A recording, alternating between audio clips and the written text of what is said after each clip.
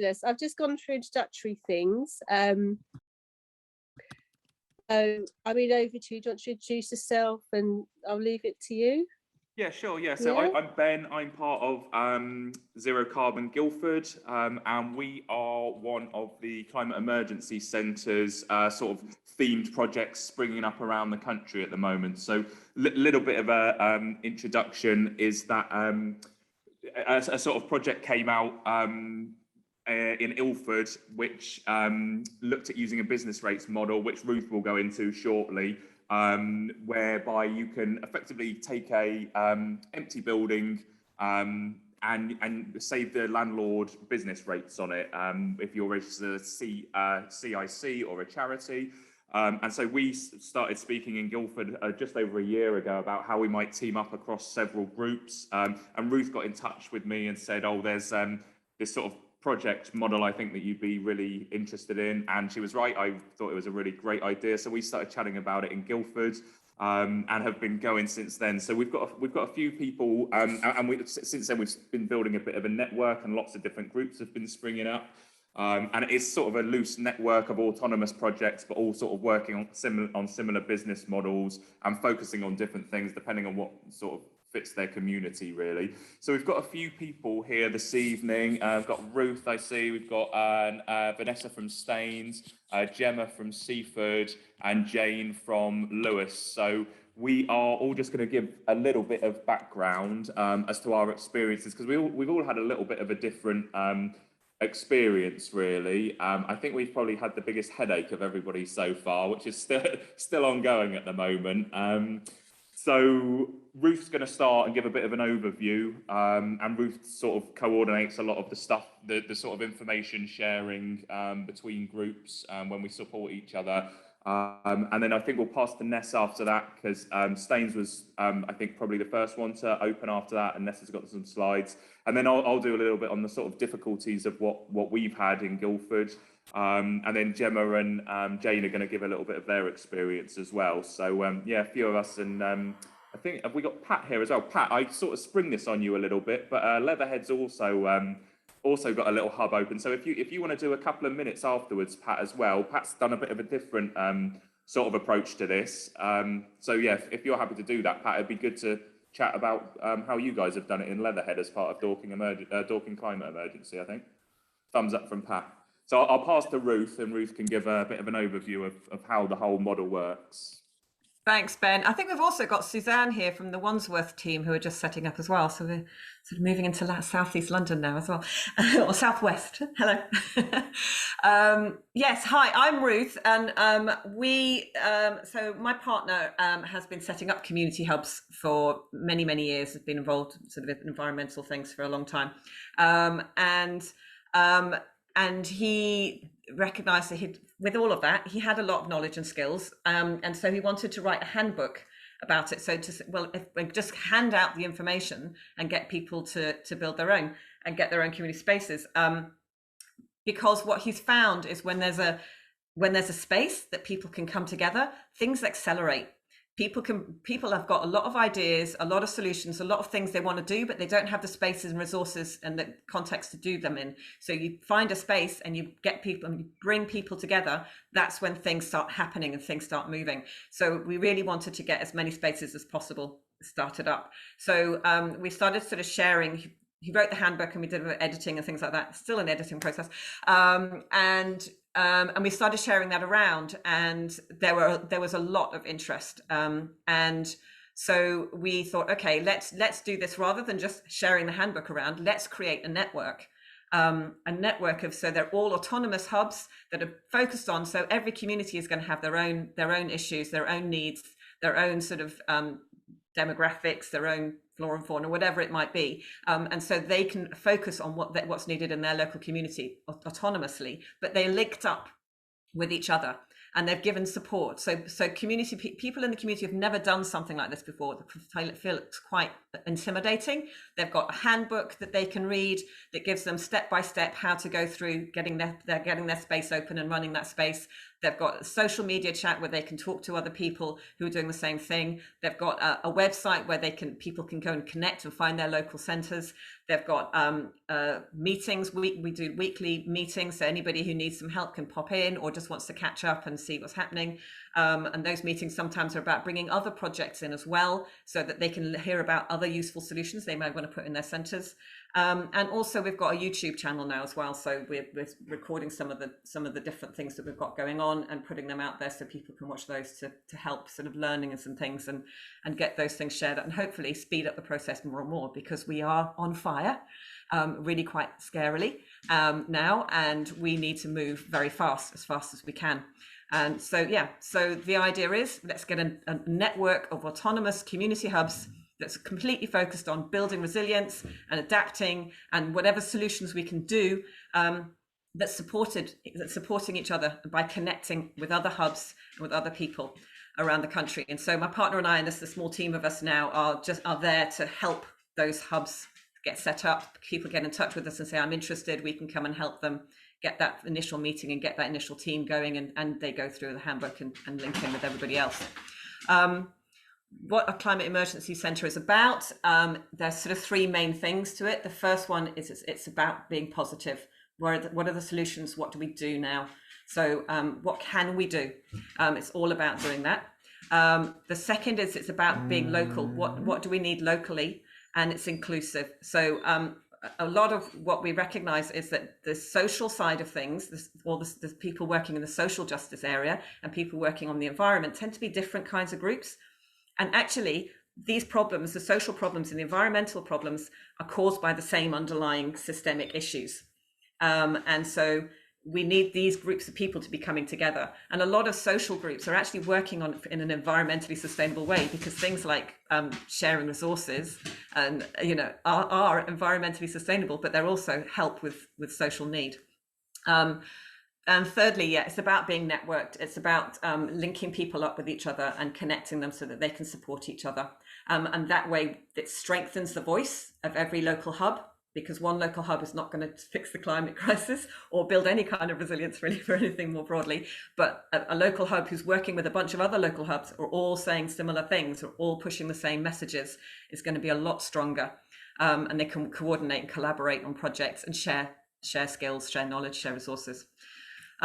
So what we did, we had a model, sort of business model idea that Phoenix had come across, which involves the business rates model and people setting up as a legal entity so that they can get business rates off from empty non-residential property, and that way they can get the building for free by saving the owner of the building large amounts of money. However, what we've found is, and Ness in Staines can certainly talk about it in a minute, is that when these teams are going to their councils, the councils are often very supportive and have been giving buildings on occasion, a few times now.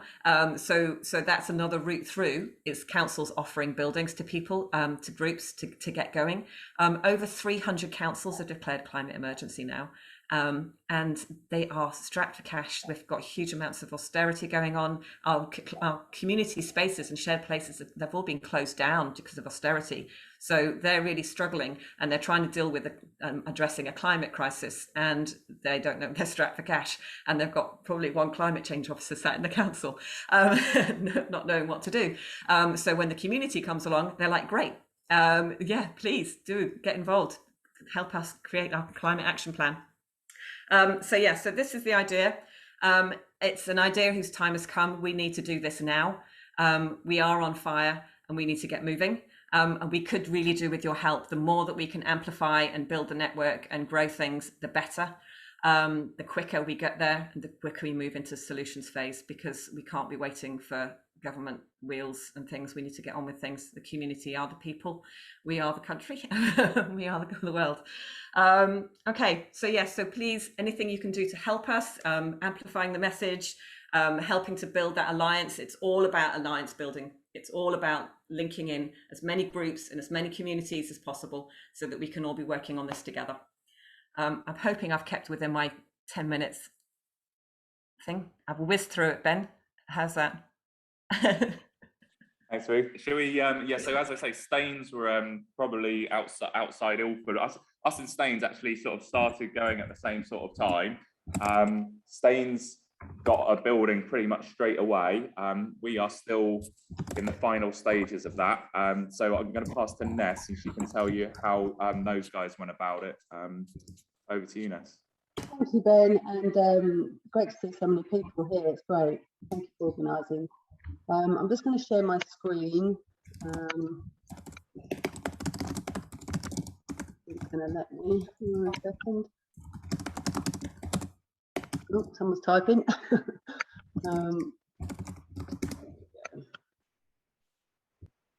Let me share it. Sally, I don't think it is letting me share. Oh, hang on. Hang on, I'll just see if I can do anything about that. Oh, here we go.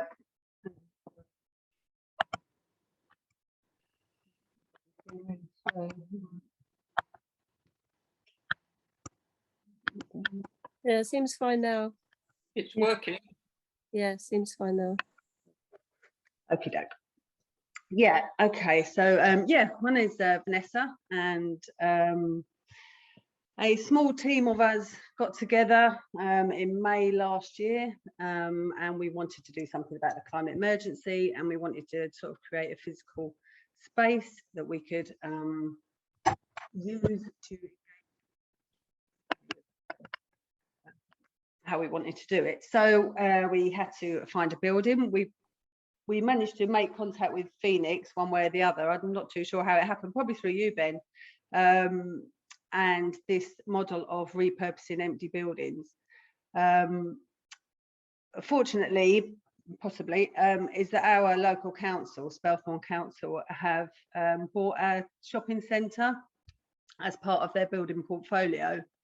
And my first email I ever sent looking for a building, they offered us a Toys R Us place in the Elmslie Centre. It's like a double-storey building, but that wasn't going to work for us because it closed at 6 o'clock and it was just too big for us, mind you. Seeing the size of Ilford that Phoenix has done there with that home base, but anyway, it was too big for us. And then we saw this William Hill shop that had been empty for three years on the high street. There was someone living in the doorway there, so the council had boarded it up, as you can see there. Yeah, so I had a back space, a front space, and we started on the refurbishment.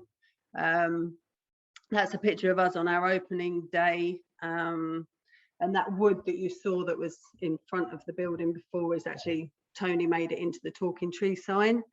And basically we started to refurbish the building. We got the kit. Well, before that, we started to build the team, and there was probably about 7 of us that were interested and wanted to get involved. We applied to be a CEC, which was CIC, which was a community interest company. That was very straightforward. And yeah, and then we got the keys. We had to negotiate the lease. Very kindly, someone knew someone whose husband was a retired solicitor, and he looked over our lease for us with the council. We made a few adjustments, and we finally got that finalised on the 5th of November. And yes, so then we got the keys. So then we started the refurb, and we just sort of reached out to everybody that we knew. My husband's a plumber, so he knew quite a lot of tradespeople. And basically, everyone just sort of came together, and we've done this refurb that was led by Tony, who was just amazing. He sort of project managed the whole thing. And all the furniture we got from Facebook Marketplace, we got from people moving. See that lampshade there, that's sort of been reupholstered using carpet tiles, and yeah, so we made it into this really beautiful space. So building the team, how we done it was we sort of set up into working groups. So we had somebody called Annie who very kindly stepped up to be the volunteer coordinator. So when we started putting out the word to people, did they want to join a working group, she responded to the inquiries and sort of directed people to the working groups. And the working groups that we set up, of those sort of 7 people, those initial 7 people, we all sort of took on something. So Suzanne took on the social media group, overseeing the Facebook, Instagram, creating a monthly newsletter, and you know, occasionally we've done a couple of press releases, coordinating that. And then we've got the cafe team, which I head up. So what we wanted to obviously engage with the community. So we thought at the heart of that talking tree, we'll have a cafe that will run on surplus food. So we approached a company, funnily enough, Annie, who's the volunteer coordinator, worked for a surplus food company called Felix Project. So she put us in contact with them, and they deal with wholesale surplus that would go to landfill. So that was at the heart of the talking tree, was this cafe would bring people in. And then people have sort of gradually stepped up. It was obviously COVID times. We started cooking in January, and we've done about 1,000 meals out to the community. And then obviously we started cooking for the cafe once it had been refurbished. So yeah, so now we have a batch cooking group, we have a baking group. We offer everyone a level 2 food hygiene course, which is £10 per person, so everybody gets to do that. Yeah, so we've got and we do like a rota. So we're open 5 days a week, 10 till 3:30, and we employ a person. So it's a self-financing cafe. So we opened on June the 22nd, and yeah, so we're covering enough on the wages, and I think we've sort of forecast to maybe bring, well, we're thinking it'll be about 30,000, which will be enough to pay for the wages, and then there'll be a little bit extra for surprises along the way, like, you know, business improvement district bills, and because of where we are, you know, you just sort of get these little bills that come through that you've got to be a bit mindful of. So that's that. And then we've got a biodiversity group, and they've got a community allotment now and a community orchard. So Kieran is holding that group. And then we've got the events group that Tony's holding. So people see the volunteer thing. I mean, we're lucky on the being on the high street, obviously, because of the footfall. So if we ever have to close the cafe because we haven't got enough volunteers, we'll just put on there we're closed because we haven't got enough volunteers, and then we've got about 5 or 6 extra volunteers just from that, just putting that notice in the window. Yeah, so that's all going well. I think we've got about 70 something volunteers that have signed up now, and 40 of them are in the cafe team. So it's going well. I mean, obviously a lot of work, and so this is the cafe team. This is the surplus food from Felix. This is where we do the cooking. At St John's, we hire a kitchen in a local church, and we cook once a fortnight, and we freeze all the food and then we serve it in the cafe. That's how that works. And we have a pay it forward tree as well, so customers can pay for a meal or a drink or soup to someone, someone that can't afford it. So I've been working with like the food banks and trying to hand out vouchers and that for the food banks. Yeah, so basically, you know, our focus for the next 6 months, the first 6 months was really to get everything up and running. The next 6 months is sort of education, information, working on a calendar of events, including monthly talks with Royal Holloway. We've got Royal Holloway right here, and they seem to be very keen, you know, because I think things have moved really quickly in terms of the climate emergency. And I met with someone last week, and they're actually writing a course, and so she's very interested in working with Talking Tree, and maybe their PhD students can come and give talks and maybe do research with the biodiversity team or with community groups, or, you know, just sort of trying to link up that way. And we're having a local green supplier, energy supplier coming in, and so I'm hoping that will tie up sort of with fuel poverty, and we might be able to encourage people to, it's all up in the air, isn't it, energy supplies at the moment, but I mean, hopefully so get people to find information about grants and things like that. And then we've got wildlife experts that are going to come in as well. Yeah, and music events. We had our first open mic night on Friday. Yeah, and that was a lovely thing. Just all different people from the community coming and you know, just playing the guitar or harmonica or whatever. So yeah, really nice. Yeah, so then we're just looking forward to setting up a community fridge, but it will depend if anyone will step forward from the volunteer team. So because we're all at sort of capacity, so you know, it's just about putting the word out who wants to be involved with community fridge.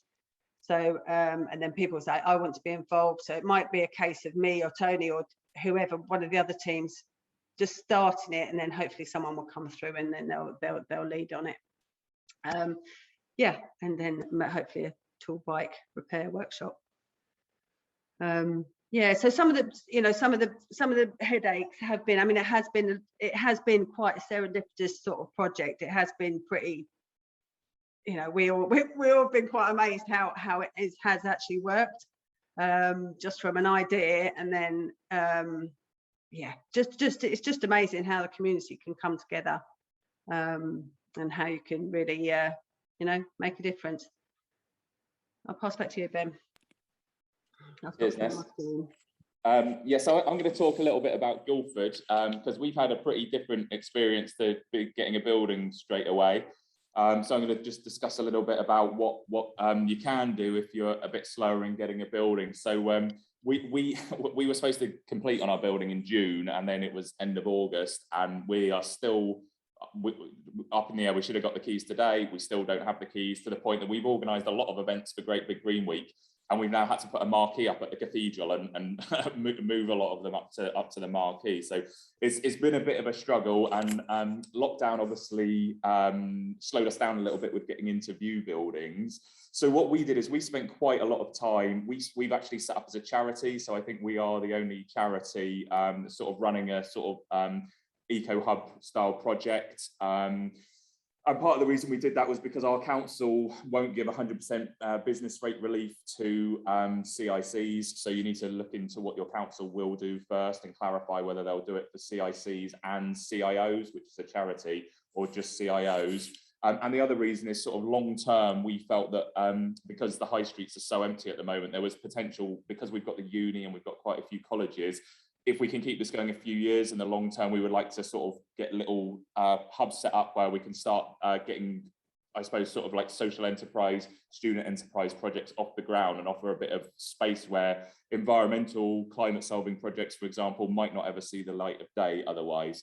So we got quite lucky, really. We had a lot of skills from the group that we brought together at the start. So Adrian, who's down there on my screen, he was the finance trustee of another charity, which is incredibly helpful. One of our other trustees works for a third sector volunteer company, so he had a lot of know-how on how to set up a charity. So we kind of landed on our feet a bit, really, with the skills that everybody brought to the table. And so what we did was we've spent a lot of the time that we've not been able to open a building doing a lot of network development. So we've managed to really create a pretty supportive a community around what we're doing. So we've got the local bid, Vanessa mentioned her bid, Experience Guildford is ours. They've been really supportive. We've got quite a lot of support within the council. We're getting loads of support from the Uni of Surrey, which is great because they obviously have CUSP up there, Centre for Understanding Sustainable Prosperity, who are all about post-growth, and obviously that's a big part of sort of economic reform and how we can actually start trying to model the town in a different way, putting human and planetary well-being at the centre of how we might develop.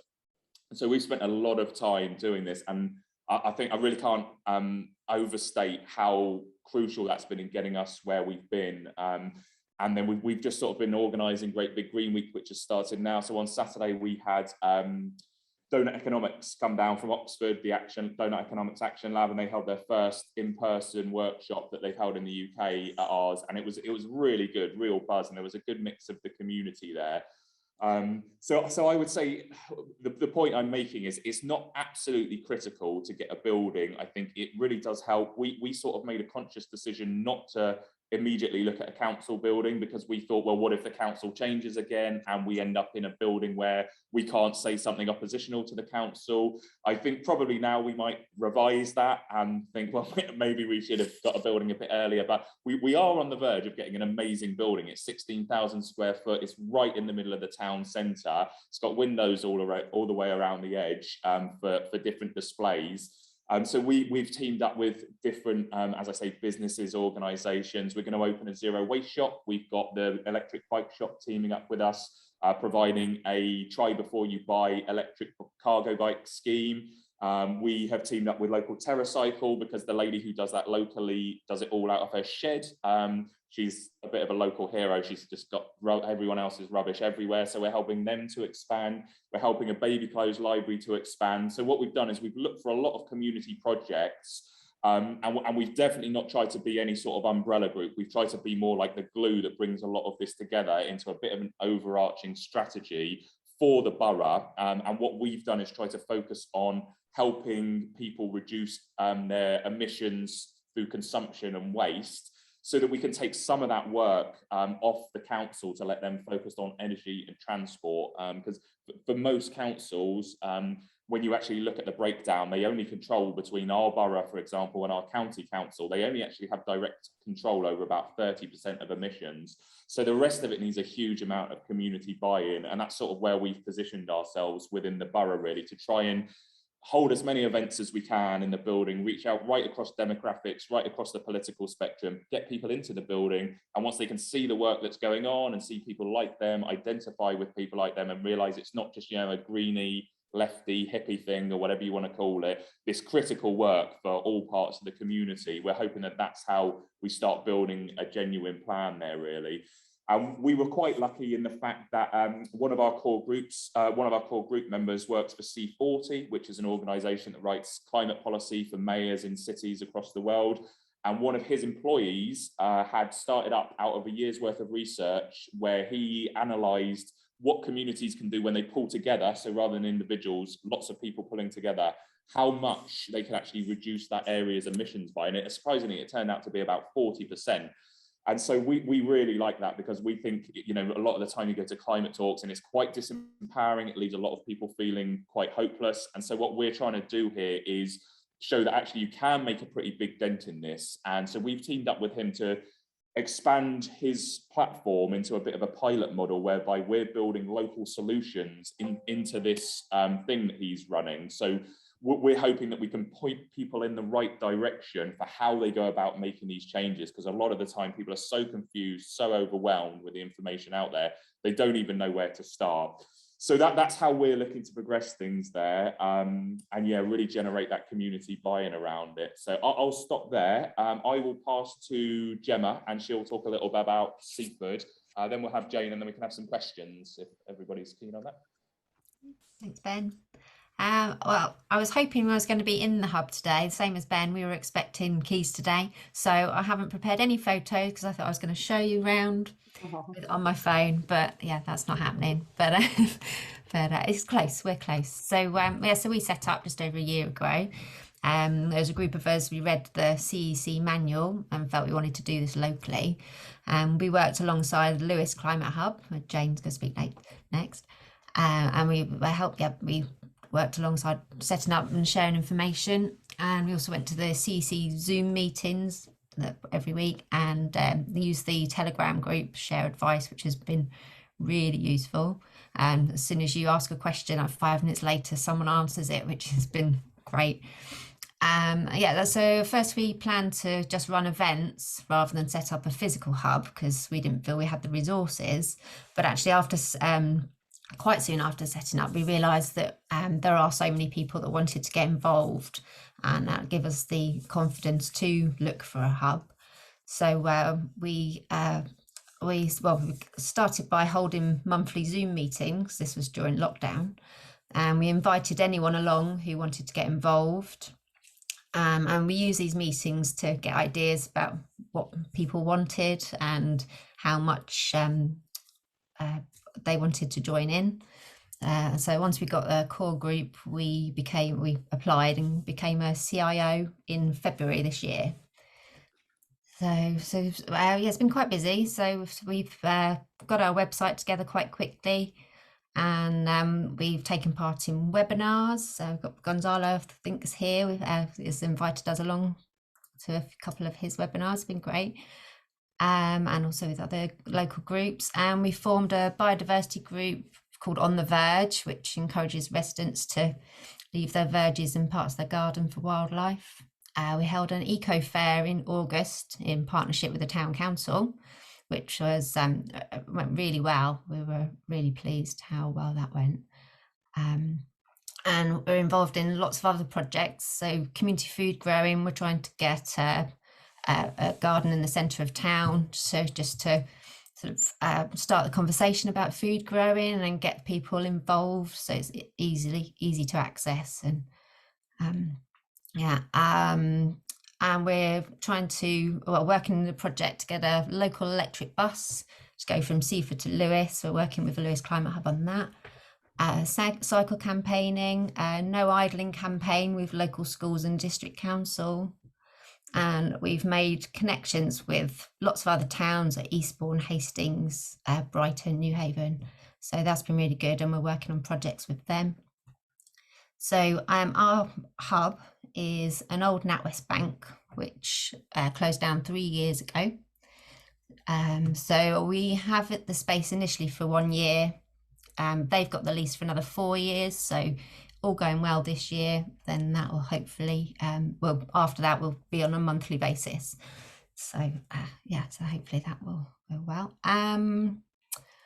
So we have it's set in three shops into one. So we've got a space where we can have information and space to chat to people. So that'll be quite relaxed. We're going to have a community larder, repair cafe, space for talks and workshops, children's area, and sort of evolve from there. I'm not quite sure if we're going to have a cafe yet. So we'll just see how we evolve. So it's been quite straightforward. I mean, we got our charity status quite quickly. Speaking to others, that was quite straightforward. We've been expected to finalise our contract since July. So hopefully, I keep saying next week, but hopefully by next week we should be in there. We found we've had to work out what we can do in our hub. So because of the classes, the planning use of the building. So luckily the new Class E covers a broad range of services. So it covers day centre as well as commercial, but the landlords wanted to know exactly what we've done. So we have to be careful because he doesn't want a change of use. So so that's something we're still trying to work our way with. But the agent's been really helpful, and they seem to want this to happen. So it's all been really good. And and the community are really raring to go because it's been empty for 3 years, so it's filthy. The outside of the building is filthy, and there's been so many people that just want to clean the windows, so it's great. So I think that's it. Right, thank you. Thanks, Gemma. Yeah, next week. We've been saying that for literally months now. It's some people have. Don't be disheartened. Some people have got in there really quickly. I think it just depends whether you get lucky or not, really. So I forgot Pat before, so we'll have Jane and then Pat. Sorry, Pat. And then we'll have questions. Over to you, Jane. Thank you. Yeah. So in Lewes, I'm slightly hoarse, so I'll try and speak up. We started with getting lots of environmental and social groups together was our first thing. So in Lewes, we're lucky we've got Transition Town group who've been going for a long time. And we've got lots of biodiversity groups, Wildflower, Lewes Swift supporters. We've got a very active Cycle Lewes and Lewes Living Streets. groups. We've also now got, not in the hub, but in different spaces. There's the repair cafe has started up, and a library of things, and so there's lots of things. So we started really with getting all the interested groups together and talking, and ended up with a core team of about 6 of us probably, who meet and try and coordinate. We got a small shop that it belongs to the town council, which so they're letting us have that for about 50 quid a month, I think, but we haven't paid them anything yet. Just off the high street, which is not great for footfall, and unfortunately, ironically, very polluted. So it's not very nice with the door open and the traffic going past. So space-wise, we got something quickly because the council were very on board. But our issue is there's not really any space to do anything in the premises at the moment. So we're probably going to need to move there. It's very hard to know, I think, when you start with the hubs, how things are going to evolve. And it's a bit chicken and egg, you know. If you have a lot of space, you can start having lots of things happening, but then you need people to staff them, and it's you know, it's hard to know where to dive in. But I think we're at the stage where we could do with something a bit bigger to actually hold events in the hub. We did quite a lot online. When we started in lockdown, one of our coordinators did lots of organised lots of webinars, for example, on water and river health, and local rewilding projects, things like that, and that got lots of viewings on Zoom. We tried to become a charity and were rejected. So we're now thinking we're going to go for CIC status. We think the charity thing was probably because we were an umbrella group, so we've got a lot of different groups, and it was difficult apparently for the charity commission to have an overview of what all the different groups did, and they were very concerned that there was political campaigning, etc. I think mentioning XR probably didn't help.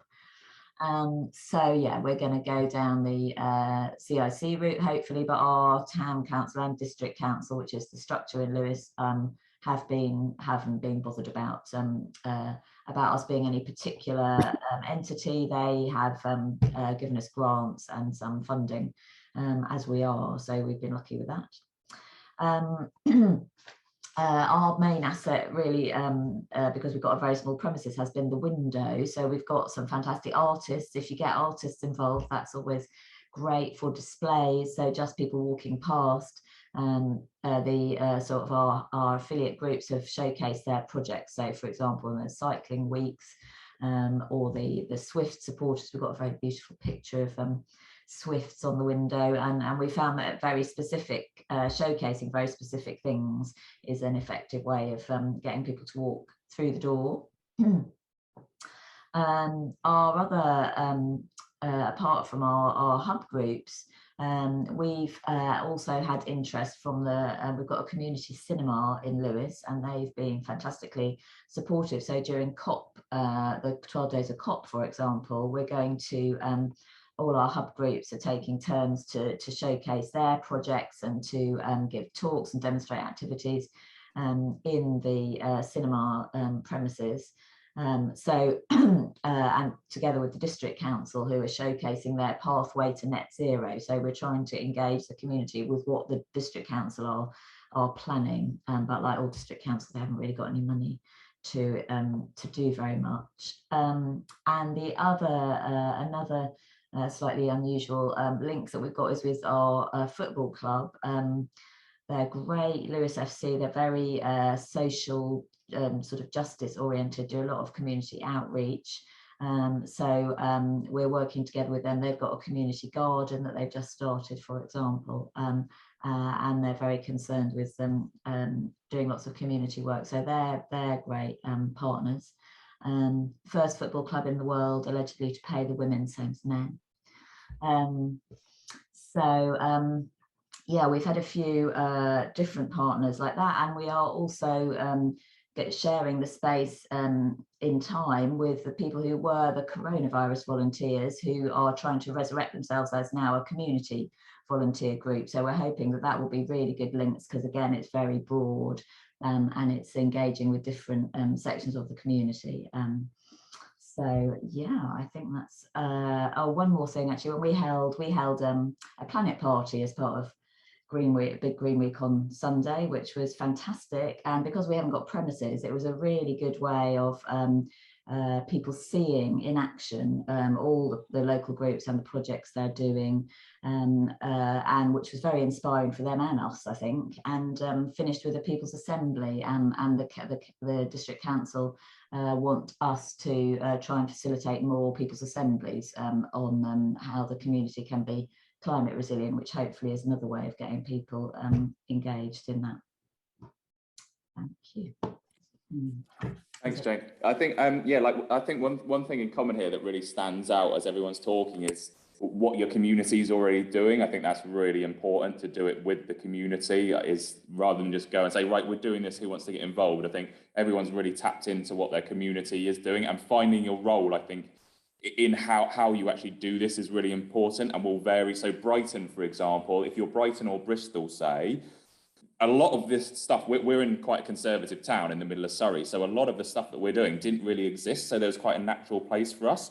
Whereas obviously if you're in Brighton or Bristol or places like that, a lot of these sort of projects might exist, so it's quite key to actually pick wisely what you're doing. Otherwise you might just end up being another meeting space, and that's not really helping you or the community. So it's well worth building those links first and trying to develop them from there. Right, we'll go Pat, because as I say, Leatherhead's Pat's part of Dorking Climate Emergency, and they've set up a sort of pop-up style climate hub in Leatherhead. So we'll have a bit from Pat, and then we can have some questions if anyone's got any. Okay, yeah, we're totally different. Can you hear me? All right, no problems there. Good. We have a pop-up climate hub that's lasting for 9 weeks, and we are just starting our 4th week.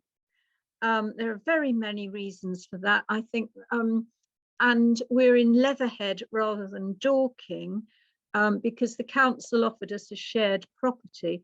Now, the property that we're sharing has wonderful advantages in that we don't have to pay any rent or any lighting or any bills at all, but they are the sort of main users, and they shift over a bit for us to come in on Thursday, Friday, and on Saturday, whoopie-doo, they've all gone home.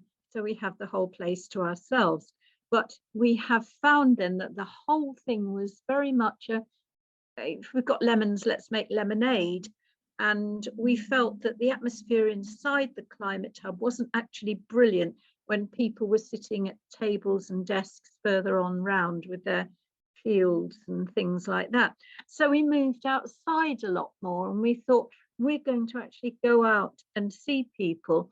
And because we're only there for for 9 weeks, we felt we've got to get our message across very quickly. We can't so much wait for them to come to us, as we are going out and we're giving people leaflets and booklets. We've got 3 very good booklets and leaflets. So I'll just show you.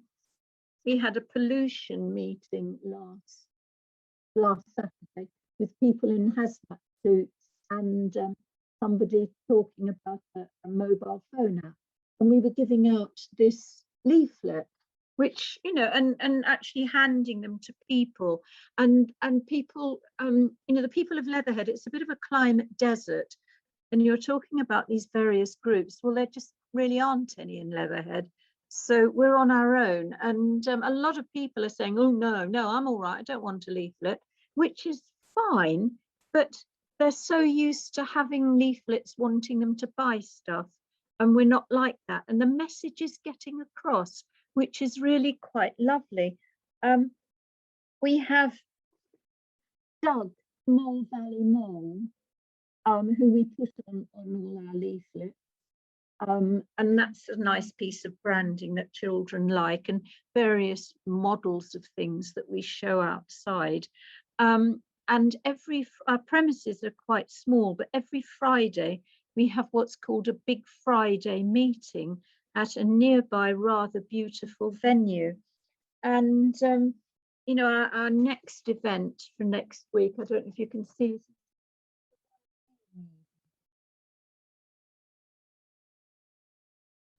For people to just come along and turn up. So we're making the most of the fact that our premises are very small.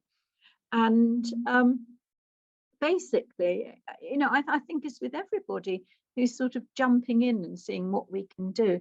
And it's great to see how we are becoming a hub. And we've had people from various schools coming in and talking to us and saying, oh, can we, you know, can we do this with you? Can you send us out a speaker? Can we bring a group of children in? You know, and the answer is always going to be yes. We're saying why not rather than why. And churches as well are coming in and talking about becoming eco churches. And there's all that sort of thing that's starting to happen that has never, I think, happened in Leatherhead before. So this lovely sense of being a hub in the true sense of the word. And we can't be a cafe. There's loads that are very local, but we do offer people cups of tea and things like that. And I'm sure there's loads more I'd like to say, but I can't think of it. And we do a monthly program of events. Again, you know, this is it. Because we've got to be, because we are only there for, well, it's 2 lots of 4 weeks. Each of the 4 weeks has a theme like biodiversity, transport and pollution. We've got plastics we've just finished, and we're going into fashion and consumption this coming week. So we're very targeted in what we're doing, and we offer free gifts. We're linked in with Community Fridge. We give out free banana milkshakes from Community Fridge bananas and their, you know, milk that they provide. And we go to their warehouse in Dorking every Friday and collect stuff and just put it there. And you know, it's just getting known and people are coming in. So it's such a rewarding thing to do. And our big problem that we're going to face is, what are we going to do when we finish, apart from have a lie in, you know? But what continuation can there be for a pop-up community hub and a climate hub? And the answer is obviously to carry on doing it. But there's so many practical problems. But anyway, that's me. Thank you. Thanks, Pat. So apologies if I keep dropping off. The internet in here is not good, but we're hosting an event with a charity called Shareware, who provide brand new off-the-rack clothing to people who need it on a Trussell Trust style referral system, which is really great. So we're hosting that. So apologies if I'm dropping off a little bit. So quite a few different sort of takes on how people have set up, different obstacles that people have faced. Does anybody have any questions for anybody? Want anything explaining? You can also feel free to email any of us. I think I'm speaking for people here, but I'm sure they won't mind, or Ruth, to help get a bit of support if you're looking at doing this in your community. Anybody, any questions? Then there's a question from Rod. Yep. Do you want to say it, Rod? Yes, I just wondered if there's already a CIC in the towns, for instance, if a group already has a CIC, can that be used if a climate hub is set up instead of having to set up a new CIC? Yeah, definitely. Yeah, I think that would actually be advisable, I think, because you could save yourself quite a lot of effort, really. So the difference between a CIC and a CIO is, as I said, partly the business rates. A CIC, you can set it up in about 48 hours. It can be quite quick. A CIO, it took us probably about 3 months, I think. And as I say, we were lucky. One of our trustees has a lot of experience in it. So he has been helping a couple of other groups do this as well when they go down the charity route. But it's really important to check, well, number one, think about what your long-term goals are. Number two, check what your council will do. Because if you end up having to pay the 20% discretionary business rates, that will almost immediately rule you out of most buildings, because it can be thousands of pounds. So yeah, it's really important to figure out which route to go down. Yeah, I think if you can team up with a local charity or a local CIC, it could save you quite a lot of effort, really. Suzanne and Mark. Hi, everyone really. Willing to accept any sort of answer. It's not a practical question, it's more a philosophical question. I took your point about appealing across the demographics and the political arena. And being as that I'm in Onesworth, it's a hard Tory council, it's very low poll tax, and as Pat in the Mole Valley will know, people are always pressed for leaflets saying, no, I don't want anything, I don't want to buy anything off you. What is the absolute crystal way to appeal to the not left side of the politics so that we're getting everyone? How do we do that? And I know Ben Guildford is Leatherhead's very conservative. What's the answer? What's your trick? Well, I think if we had a great answer for that, we might have already solved the climate crisis probably. So I'm not sure there's a brilliant answer to it, but I've got a little bit of an idea. Does anybody want to answer? Anybody want to say what they're doing, Ness? I think food is a big, everybody, is, well, a lot of people are drawn to food. That's what sort of worked for us to bring in all sorts of different people into Talking Tree, and music as well. Music, is across the board, and for families, like workshops, like craftism workshops, and just we're making some little fish at the moment out of plastic, that's been picked up by the litter pickers. So they're doing craftism as well. So I think just sort of things that are, like you say, just not political, and just going to bring people in, and then you get the opportunity to have the conversations. And on all our boards are all lots of information, so sort of as people are sitting having a coffee or whatever, they can have a look around and have a look at some of the projects that are happening. Yeah, and I think food and air pollution are both really right appeal to people. They're big problems for everybody, and most people don't realise we import 50% of our food, and the risk of food security, food insecurity, we're at risk of. I think also what's important to remember is when you look at these polls, right, where that says 80% of people, 85% of people are really concerned about or are concerned, 52% are very concerned.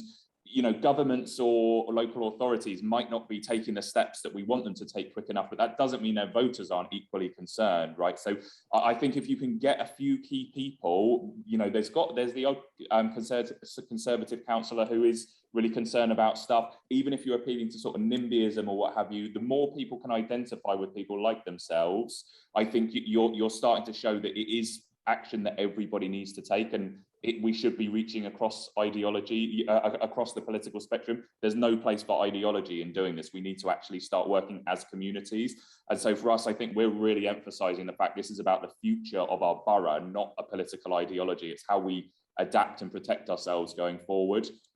It's a great question, and it's really difficult to answer, but I think you've just got to play to the community side of things and what affects everybody. Gemma, you got a bit of input on that? Yeah, I was going to say, we're a quite conservative town as well, and we found biodiversity projects. We found a lot of people that have really taken to the leaving the verges longer. It's over the last couple of years, the councils now say that they get more complaints when the verges are cut than when they weren't cut. So I think that has really helped. And then I think people from there, they've began to listen more about other environmental messages. So that's better. And also working with the schools. So a big thing with children's plastics. So trying to find a project with schools, then that gets to the parents and so on. And also maybe allotments and beekeeping. Yeah, it goes back to knowing what your community wants, I think, doesn't it? Yeah. So we have Mark and then Kimberly, I think. Thanks very much, everyone. You're muted, Mark. Didn't sound very good, did it? So my question is, for all your local groups, your little satellite groups that come in, do they all have to sign up to some vision statement which has words like climate emergency and social justice in it, or are they self-selected and they all just believe that anyway? Question one. And then, Anybody want to answer what their group's done? Jane? Yeah, so we do. We agreed with our sort of core team, and then put it to all the groups, that they just sign a paragraph. So if they want to, if a group wants to join, then we discuss it at a hub meeting, and then they have to sign a little statement. Yeah, just very sort of general agreement with our aims, and yeah, and that's it. Yeah. Ness, did I see your hand go up? Yeah, we haven't really done that. We've just more gone down the volunteer route and just brought people in individually rather than working with external groups, really. So it's just people have signed up individually rather than us working with groups. So people just come because they want to volunteer and they want to be involved, or they want, you know, or that, you know, and they're interested in the climate emergency. But that's not the thing that we're saying people have to be interested in to get involved.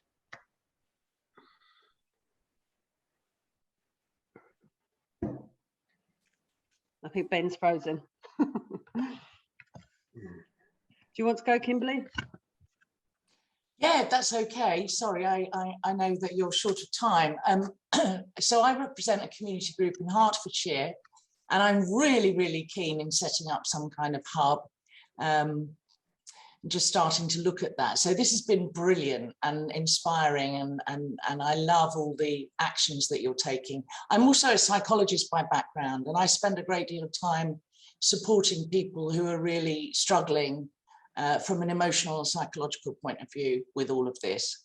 And I just wondered if any of you had any experience kind of with that inner journey, rather than, I mean, the practical stuff is great, and I don't think it's enough on its own. What do you say?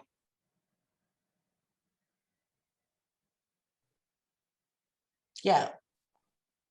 I was just going to add, in Stenning, we've been working away on kind of community projects and things, and I think a lot of us have been starting to feel pretty burnt out and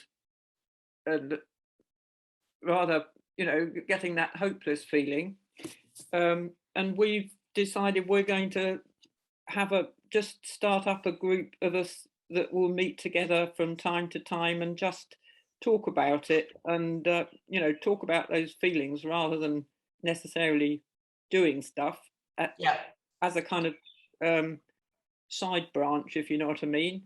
Yes.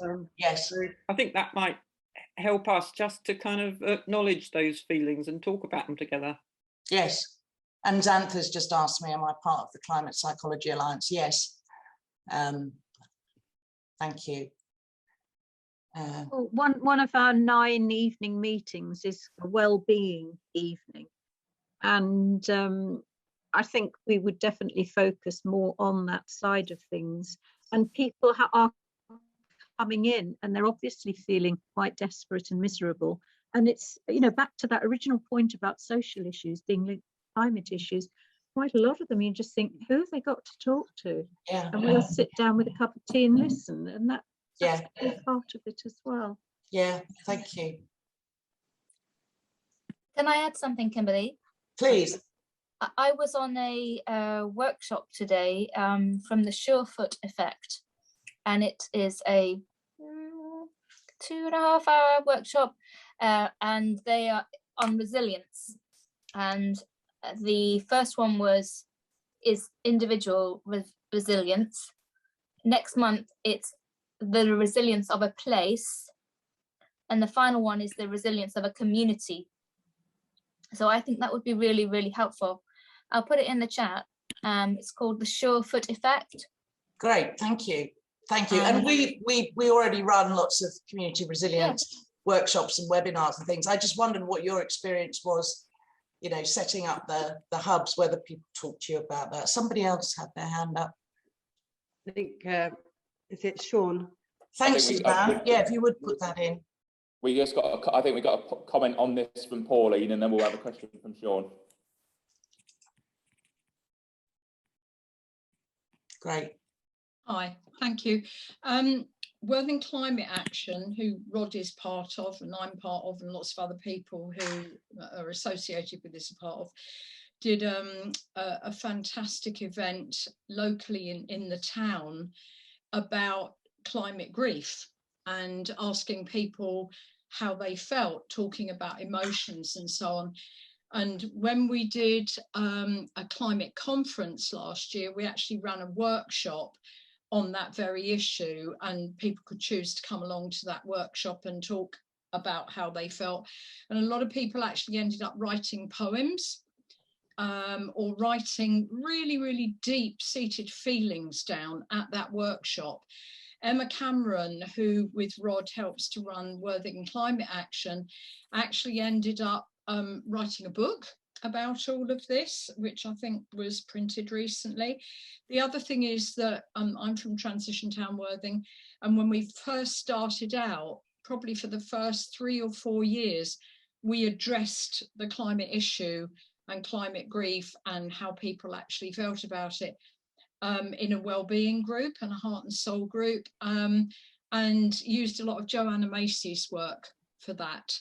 And again, very well received and very well attended. But unfortunately, we then got stuck into how to become a charity, how to become a CIC, all the structural infrastructure type stuff, and have slightly kind of lost the plot with all of that. So we're trying through some of the things that we're doing now, through the gardening groups, eco open houses and all that other kind of stuff that we do, we're trying to bring it back into the conversation now through those groups. And certainly the gardening group, we have a lot of these kind of conversations in our gardening group, just while we're weeding, or, you know, it's a great head emptier, and you can have these kind of conversations with people in an unstructured way. So just thought I'd say that. Thank you. Thank you so much, everybody. Thanks, Pauline. Sean, how you doing? Hi, Ben. Nice to see you again. You moved house? Worthing, yeah. I was in Godalming group till recently. Yeah. In the Worthing area, you'll see a lot of us from Worthing on here. We're in the very early stages of trying to set up a hub, but we've written to local groups and we've written to the council as well. But and this may be a bit of an ambitious question because it's probably as broad as it is long, but I wondered if anybody in any of the groups already set up would like to say anything about costs and how they've gone about funding ongoing costs. Well, I can give you a quick rundown on ours, and then maybe some other people could chip in as well. I think Ness has probably got some funding. Applying for funding is quite a soul-destroying process. I won't lie; it can be a bit of a struggle. You spend a lot of time doing it, and you obviously get more knockbacks than successes. But we have had quite a lot of support. So we have had a few grants come through, which have been good. Transition is a good one. To go for their Bounce Forward funded a vertical farming project, which we've got the workshop for tomorrow. We also got funding locally from Guildford Environmental Forum, who are really established. They've been around about 25 years. And Adrian, again, who's our trustee down there, he used to chair Guildford Environmental Forum. They've been really supportive. They're having a permanent, or as much as they can manage, presence in the building. We've also got some from our local borough council via their community project, and the members funds of our county council as well, which is something that you can look into. So there are good ways to go about it. We're about to launch a crowdfunding campaign. We're hoping that that's going to be pretty successful. And I think obviously you need to build the community before you manage to get there. But it seems like we've got a decent amount of support coming through volunteering. So we're hoping that's going to help us fund as well. But we're also, part of the reason we're doing the zero waste shop is so we can actually generate some cash ourselves. So I think it is worth trying to think about ways that you can start self-funding as quickly as possible, because I won't lie, finance is going to be a bit of a challenge, I think. And just like keeping the lights on and the heating on even during the winter is obviously going to be, you've got the good excuse you're an environmental charity, so all the lights and the heating go off. But yeah, it is something that needs a lot of consideration. And again, we were lucky, we've got someone who's built out some great forecasts of stuff. So yeah, finding the right people to actually do some of this stuff that you wouldn't know where to start is really key, I think. Gemma? Yeah, I was just gonna say, so we've got the building rent free for the year, and then obviously we'll hopefully get the 100% business rate relief that will cover that. So we'll just have gas, electric, water, insurance, broadband, things like that. So we when we were looking at grants, there seems to be a lot of grants available for environmental projects, and the local councils seem to have a lot of grants, environmental grants as well. So that has, so we've applied for probably about 4, and we've had 1 so far. So that the grant we got a grant for £5,000, and that's going to cover our rent, like all our utilities for the first year and other things as well. So we know that we're covered for that. We're going to have community lard as a pay-as-you-feel, and swaps, and giving away things on a pay-as-you-feel basis. So hopefully we'll get money that way. And for kitting out the hub, we've been given so much stuff. We haven't spent any money on, when we've got sofas, we've got tables and chairs. I've got 35 stacking chairs in my shed at the moment waiting to go in, and we haven't spent a penny on any of that yet. So I think there's just so much stuff around and people just want to get rid of it. So yeah, so we have stuff stored everywhere, honestly everywhere. All people's sheds, the uni's been holding on to stuff for us. There's loads of kidding it out is not the issue. Yeah, it's making sure that you can sustain it going forward. Anyone else got any comments on funding? Yeah, we as is also rent free. But I'll just say, like, looking for a building, I would, if you see where you want to be and just have a look around that area for the empty properties. Sometimes that's what we did. We approached William Hill. I think they'd even forgotten they had the building, because once we sent an email in and said, oh, it's been shut for 3 years or whatever, within 3 weeks they'd surrendered their lease. So I think they'd just forgotten they even had it. So it is worth approaching, whoever the leaseholder is. Yeah, we got a bit of money from private businesses. We got some money from the neighbourhood, Better Neighbourhood, from councillors, because the councillors get, I think it's £1,000 each year to donate to whichever one that they want. So the Green councillors gave us a proportion of that. Transition towns, we got some money to refurb the cafe. Yeah, but our overheads are pretty low, really. I think because we've got the income from the cafe, that's obviously, sort of just ticks us over, and we've got a donation thing as well if people want to make a donation. Should we have one more question and then shall we wrap it up? Liz, got a hand up first.